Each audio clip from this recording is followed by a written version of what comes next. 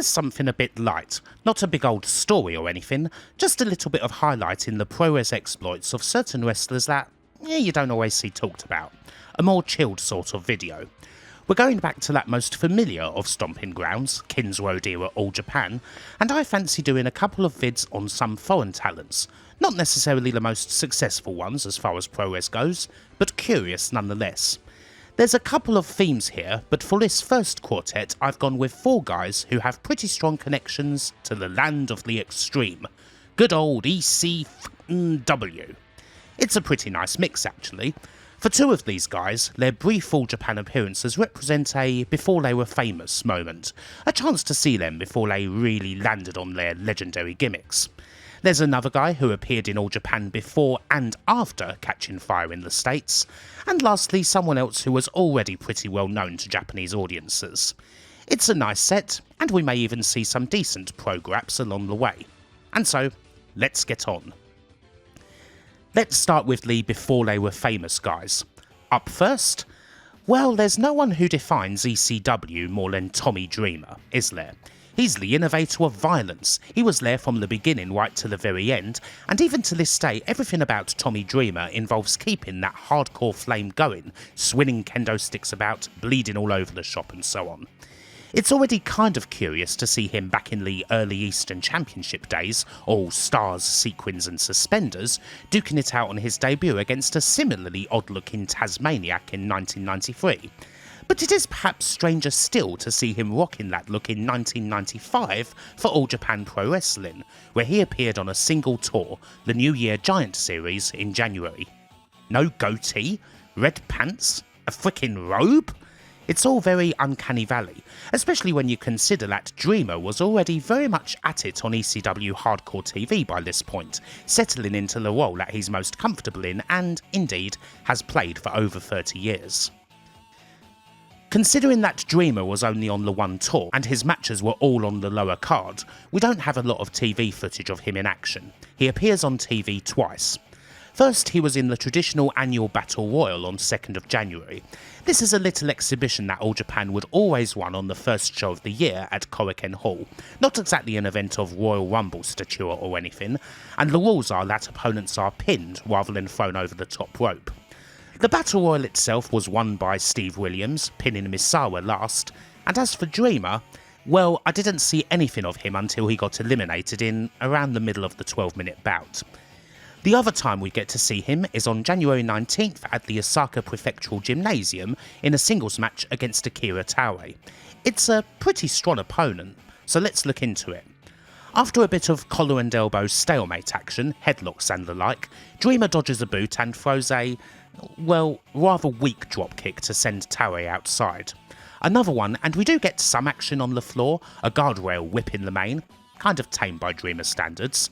Dreamer keeps control a little bit longer but gets flipped over on a Cobra Twist attempt, nailed with a quite stiff boot, and Taue just takes over and dominates from there. Just like a knob with a guitar in a Glastonbury field serenading Dua Lipa, Tommy Dreamer had 60 seconds and not a pico more. Taue wrenches away, kicks viciously, and while Dreamer's able to get a bit more hope by reversing a suplex and hitting a shoulder tackle, followed by a backdrop and a splash, Taue soon gets a boot up in the corner, follows that with a clothesline, and then after one dynamic bomb attempt, hits a power slam for a near fall. Taue hits another clothesline, picks Dreamer back up, hits the Nodowa Otoshi, and that's all she wrote. Taue wins in a mere 4 minutes 24.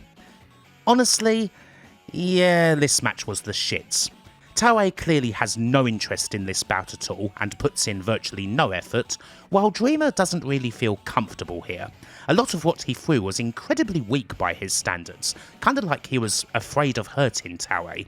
He's not in his comfort zone, and it definitely shows, although honestly I can't put the blame on either guy for the quality, as it's a bad night for both of them. Make no mistake, Taue sucked here too. Alas, this is one of the worst 90s All Japan bouts to make TV. Not one of the worst matches ever or anything like that, but it is a definite stinker.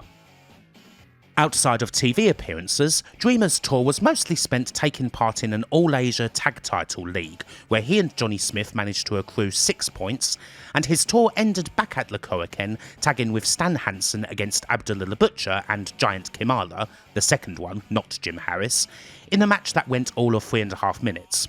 While that show was taped, this match didn't make TV. Dreamer would not appear in All Japan again, although he did pop back up in FMW for a few bouts a couple of years later that were, naturally, much more ECW-esque, and certainly leagues better. The only other note I have here is that Cactus Jack, feuding with Dreamer in ECW at the time, used Dreamer's All Japan tour as part of a promo, raging at him for deciding that he didn't want to go back to All Japan and that he was opting instead to stay in the bingo halls. If nothing else, that's a good way of using it, even if the All Japan tour didn't end up amounting to anything. Tommy Dreamer still ended up doing lots of good stuff in ECW regardless, so all of this is just a mere curiosity. He flies home, stuffs the robe in a closet, never to be seen again, grows a goatee, dons a black shirt, and the rest is history. As far as I know, he's never really mentioned his All Japan tour in interviews and the like, probably because it's only idiots like me who would really be interested in that, as opposed to the wilder stories about wanting to gun down Paul Heyman at WrestleMania, and so on. Up next, we have something that's even more obscure than Tommy Dreamer's single All Japan tour in 1995. We're going back to the Summer Action Tour in 1990, and who should we find there but a 25-year-old talent going by the name of Scotty the Body. Scotty the Body being Scott Levy, and Scott Levy being, of course, Raven. Someone who's just about as important to the ECW brand as Tommy Dreamer, especially considering what they did against each other, the feud with the Sandman and so on. But this is years before any of that, long before Scott grew his hair out and donned the leather jacket, before he first appeared on WCW screens as Scotty Flamingo, before the rich kid days of Johnny Polo in WWF. This is his first gimmick, one that would earn Scotty some notoriety in places like Global and the Pacific Northwest due to his talent as a shit-talking heel, and the wrestler himself is still just a couple of years into his career. Once again, considering that it is just a single 3-week tour, we don't have a whole lot of footage of Scotty the Body in All Japan. We've got one match on television and another that was shot on handheld. Still, he is working damn fine opposition. Most of Scotty's tour sees him teaming with other foreigners such as Eric Embry, The Trooper and Dan Quafford, going up against the likes of the Super Generation Army, Saruta Gun, Baba and Russia Kimura. He is in there with All Japan's best and brightest. Naturally, Scotty and his team come out on the losing side for most of these bouts, but it is most definitely top quality opposition. The two matches we have see Scotty teaming up with Stan Hansen and Eric Embry to take on the Saruta Gun team of Jumbo, Taue and the Mighty Inoue, and the handheld match we have features Scotty and Dan Quafford taking on the Fantastics. Bobby Fulton and Tommy Rogers did a couple of tours a year for All Japan from 1989 up to 1996. Scotty makes a good account of himself in both matches that we can see. The 6-man from August 29th at the Kitagata Gym in Gifu is a typically brawly affair that goes for a little over 10 minutes. Scotty gets a little bit of time against everyone, and he does a really gnarly bump on the outside, flying over the guardrail from a regular Taue whip reversal. Kind of like the young Fuji Yamada in the last video, it's intriguing to see the young Scotty here because he is absolutely jacked. Raven didn't really show off his body much, but Scotty the Body had that name for a damn good reason. The burlier Eric Embry, also taking part in his one and only tour for All Japan, also does some decent stuff, and well, Jumbo, Hansen and Taue perform great, as you would expect. Seasoned All Japan watchers will know already that if there is a weak point in this match, it's Mighty Inoue, but he's not too offensive in a multi-man. Anyway, Taue spends a good amount of time as face in peril, doing a decent job of it.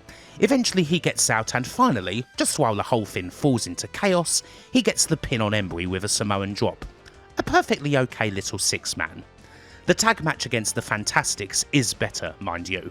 We're in the Osaka Prefectural Gym on August 31st, where we get Scotty in full arrogant character, shades and stripping in the entrance, and all 4 guys are very evenly matched. Scotty isn't really a natural junior, but he still has some good exchanges. He repeats that very cool bump over the guardrail, does a nice Muta lock. It's all thoroughly decent, and he also does a very cool head scissors and headlock takedown on both Fantastics near the end of the bout that the crowd really appreciate. Eventually, the Fantastics get the win. A double superplex on Scotty is followed by an assisted somersault senton, and that's all she wrote in a little under 12 minutes. A nice little hidden bout that shows off a different side to Scotty, only a couple of years into his career. Still, this was Scotty's only All Japan tour, and he has talked about it briefly when he was interviewed by Sean Ross Sapp a few months back. By all accounts, All Japan were happy with his performance, and Giant Baba did offer him a spot on the next tour. However, All Japan wasn't really what Scotty wanted to do. He was much more interested in the character and storyline side of wrestling, as opposed to the pure athleticism, and he could do that more just by staying in the States. 3 weeks in All Japan was enough for him. Weirdly, he also has the one solitary appearance in Win in 1991 as Scotty, but he did come back to Japan in November 99 for a single FMW match as Raven, teaming with Dreamer against Hisakatsu Oya and Tetsuhiro Kuroda. This single tour is a definite curiosity, a sneak look into what might have been if Scotty was looking for more in the way of athleticism rather than the storytelling that he became famous for. But then of course, while he would have most definitely been a fine hand in any ring, he wouldn't have been frickin' Raven, so it's pretty safe to say that he made the right decision. Our other two entries do have a bit more meat on the bone. They're guys who appeared a good few times in an All Japan ring. They worked multiple tours and there's plenty of footage of them kicking around. And also, they are very closely linked. Our first entry bridges the gap somewhat between early career curiosities and coming in as someone already established. He was in All Japan as a 22-year-old just a couple of years into his career, and he worked 10 tours all the way up to 1997. By the time he finished with All Japan, he was one of the world's hottest wrestlers, and very much the whole fucking show. It is, of course, Rob Van Dam. While RVD's AJPW years aren't talked about too much, he was a part of some really good matches, facing just about everyone, taking part in 1995's Real World Tag League. In other words, he is a pretty well established part of the foreign team. What I fancy doing here is highlighting two particular bouts, one tag from 1993 and a singles clash from 1995, the latter of which is actually one of the best and most important matches of his whole career. As it happens, we will be looking at a third RVD All Japan match when we get to the next guy in this video, someone who is, well, a very familiar opponent and partner. I'm pretty sure you can guess who that's going to be just from that description. Anyway, let's head over to February of 93 and RVD's first All Japan jaunt. It's the Excite Tour, and we are actually looking here at Van Dam's very first match in All Japan, February 19th in the Korakuen Hall, teaming with Stan Hansen against Kenta Kobashi and Toshiaki Kawada. It's actually the main event match of the night, so damn, pretty good spot to be in. By comparison, Scotty the Body and Tommy Dreamer spent most if not all of their tours in the mid-card, so RVD getting a main event slot in his first match is a definite step up. He's not too in the spotlight in the match, although he does already have a line in what, at this stage, is best described as redneck foo. All the kicks and so on that RVD's going to become pretty proficient with, but are still a bit light of touch. When he first does these to Kawada, Dangerous K reacts about as you would expect, with some pretty damn stiff shots. Generally, when Van Dam's in, he's taken a pounding. It's Kobashi with the chops, Kawada with the kicks, pow, ping, bang, bang, bang. When he does get a shot at offense, it's fun to see the things he's already doing, including a rolling thunder on Kobashi, a neat little float over suplex, the diving sidekick from the top and a standing moonsault. A good chunk of the RVD moveset is already in place, but he crashes and burns on a 450 splash. He does a whopple of an inside-out sell on a Kawada lariat, and this just about signals the end for him. Kawada locks in the stretch plum, and after a brief pause to batter Stan Hansen with a chair, locks it in again. With RVD pretty much out, Hansen does try to intervene once more, but fails, and the Soul Powerbomb on Van Dam ends a decent little tag bout in 14 minutes flat. RVD played the role you would expect him to, including taking the eventual fall, and it was a pretty good debut, both for the selling and the few moves he was able to do. Now, let's fast forward a bit. RVD is long done with the rather short WCW run he had as Robbie V around the time of his first tour. He's got a bit more meat on him, and here on the 9th of June 1995 at the Nippon Budokan, he's up against Danny Crawford, challenging the Canadian for his All Japan Junior Heavyweight title. And this match is an absolute belter. It's not a match that gets talked about an awful lot, but RVD and Crawford put on a great bout for the belt that was, pretty easily, the second best match of this night. For one of the reasons as to why this match may not get talked about too much, well, look at the date of the show and you will likely know what the first best match of the night was. Holy Demon Army vs Super Generation Army, 6/9/95. You know, probably the greatest match in wrestling history. That, and of course, junior wrestling did always have a pretty low ceiling in All Japan, especially in the Kings Road days. The division never got the attention it deserved. I mean, neither Crawford nor RVD, at 240 and 235 respectively, are what you would really call junior wrestlers, in all honesty. Even so, they put on a great match, getting well over 15 minutes to tell a fine story. One where RVD's got the flash moves and the crowd behind him, but Crawford is the much more experienced and absolutely shit-eating technical heel. Both are great at what they do and they have some fine chemistry together, but it must be said that Crawford is truly outstanding. He's perhaps better known for his Can-Am tag team with Doug Furness, but as a heel singles champion, there's nothing he won't do, even getting an advantage over RVD at one point with a very well placed gob to the face. Nice. While RVD did a good job in 93, he's improved a hell of a lot. Not only has he got most of the moves, but he's got the selling, he's got plenty more stank on the kicks to the point where one of them does actually bust up Crawford's nose, and what he's really getting here is the storytelling, the way this match builds, especially to a cracking end that's full of false finishers.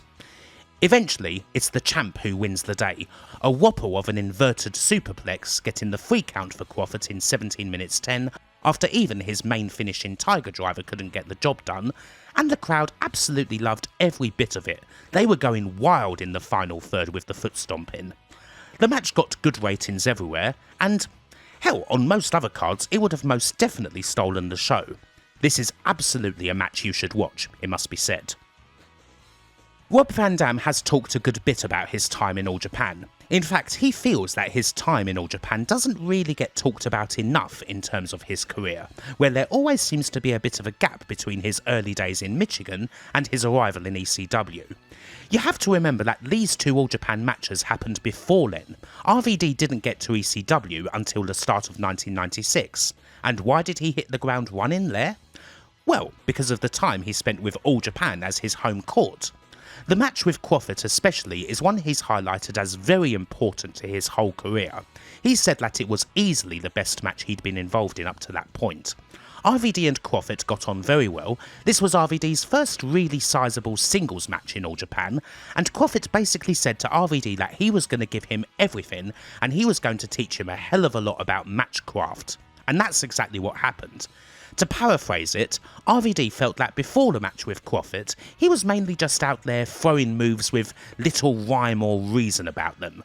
But it was that Crawford match which really taught him about building, about taking the crowd along the ride, getting them right into the palm of your hand, making them go crazy. It was a 17-minute masterclass, and RVD credits Crawford with a hell of a lot. We'll be getting back to RVD pretty soon as he plays a big part in the next entry, but one other quick note here. RVD also credits the big man Bubba himself with a couple of important bits of advice. You may have noticed in the first tag match that RVD was working barefoot, trying to emphasise his martial arts. Bubba told him that he should really be wearing boots to improve his longevity in the ring. While RVD did push back a little at first, he took the advice on board and, having already had a couple of issues with his feet, he found that Bubba was correct. More importantly for RVD's presentation, Bubba also said that he wanted RVD to wear some brighter colours. I imagine this happened just after the Crawford match. And this is what actually inspired Van Dam to start getting his gear airbrushed. So yeah, All Japan had quite a big impact on RVD's career in every way, and he is very right to say that his time in the company perhaps doesn't get talked about enough.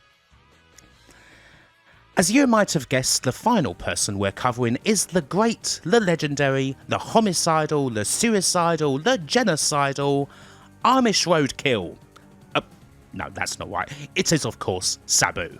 Sabu was already very well known in Japan by the time he popped up in AJPW, having spent several years working in FMW and becoming a big star there. Indeed, he is not necessarily someone who you would imagine All Japan looking at in terms of style, what with him being so damn hardcore. However, a deal was done in October of '96 to bring Sabu in for 15 weeks every year, with the intention of pairing him up with Rob Van Dam. It seems as though the idea was that the Sabu RVD team could fill the spot vacated by Doug Furness and Dan Quafford after the Can-Am connection signed with the WWF. Sabu's first tour would be the year-ending Real World Tag League in November, although he actually wouldn't team with RVD here. Instead, he was paired with Gary Albright.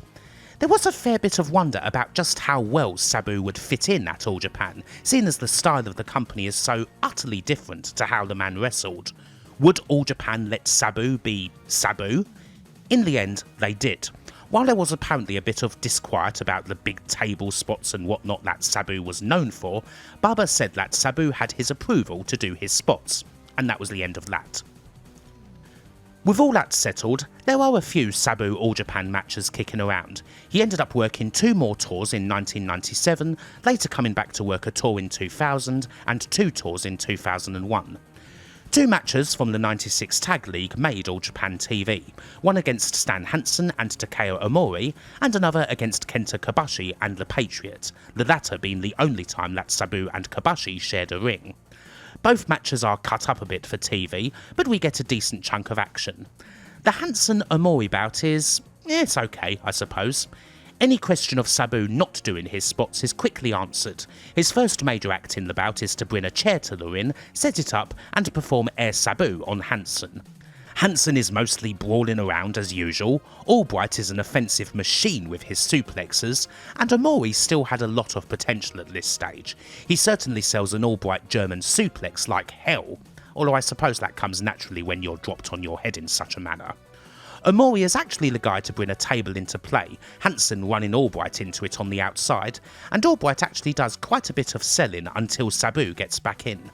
Eventually, Sabu's aerial assaults get the better of Omori, although the finish is a bit abrupt. A double suplex, followed by a variation on the triple jump moonsault where Sabu vaults off of Albright, that Sabu pulls off at the second time of asking, pinning Omori. Average enough match, really. We get less footage of the second match, but what we see is definitely better. We get a fair bit of selling from Sabu as he's worked over by Kobashi and Patriot, before a reversal in the corner allows him to do a lovely springboard splash and bring Albright in. Albright does a big belly-to-belly on Patriot and tries for the cross-arm breaker. Kobashi intervenes and we soon end up with powerful exchanges between Albright and Kobashi, Kobashi hitting suplexes of his own. We get a very cool moment when Sabu takes Patriot outside and nails a Hurricane Rana from the ring, and he interrupts a knee bar from Kobashi with a springboard leg drop. Another cool moment happens when Air Sabu is hit on Patriot, again off the back of Albright. Immediately after, Sabu hits a springboard cannonball on Kobashi right into Albright's German suplex, followed straight after by a dragon suplex for the win. Albright and Sabu beat Kobashi and Patriot in something of an upset, especially seeing as Kobashi took the fall. We got about 7 minutes of a 17 minutes 14 match, the crowd were really into it, and what we saw was damn good. Certainly a match that took a hell of a lot out of the quartet, everyone playing their role well. In the end, Sabu and Albright finished the tag league on 6 points, never in contention to win the tournament, but that Kobashi Patriot match was a cracker. As something of a test, Sabu took the fall in all of the team's losses, and he did so without complaint. The 1997 Sabu tours would indeed see him teaming up with Van Dam, at one stage unsuccessfully challenging Jun Akiyama and Omori for the All Asia Tag Belts, although the match I want to concentrate on here actually sees Sabu and Van Dam taking on each other. Now, while they obviously faced each other so many times, the Miyagi Sports Centre in Sendai isn't the usual sort of venue for a Sabu RVD clash, so it's interesting to see if that's going to change things. Will they temper their style in any way for the All Japan audience? Happily, the answer is no. We get a full-on extreme match, ECW taking over in the All Japan ring. Sabu and RVD hold nothing back, working the ultra-hot bout that they'd crafted and honed since their beginnings back in Michigan, and this is a damn good example. Now sure, they have fought each other a hell of a lot, but pretty much everything goes off without a hitch here. I think the only issue really is that the crowd aren't ultra hot for it, certainly not like a crowd at the new Alhambra would be. This is, after all, quite unlike anything else you would see in an All Japan ring at the time. There's many cool moments in this joyous spot fest, nothing to report in the way of botchers, and Sabu even gets a rare victory over his greatest rival of all, the Japanese table. In the end, it's Sabu who wins on this night, an absolutely picture-perfect triple jump moonsault scoring the victory, and this is a definite hidden gem. If you enjoy Sabu and RVD going at it, it's certainly one to watch, as it's 15 minutes of unfiltered action in a somewhat strange setting. Unfortunately, things did rather go tits up in the Sabu All Japan relationship on this tour. Sabu was frustrated at how All Japan was using him, and having to do a job for Giant Kamala was apparently the last straw. Sabu was never quite one for jobbing clean at this time. He quit on the second to last night of the tour, and RVD, frustrated himself by his own lack of movement in All Japan, seeing as he was still mainly stuck in openers and tags and the like, quit along with him, although they still finished the tour with a win against Tsuyoshi Kikuchi and Yoshinari Ogawa at the Budokan. Despite this rather rocky ending, both would eventually return to the All Japan ring. Sabu would return in August 2000, not long after the big Noah exodus, and RVD would return for one more tour in early 2001.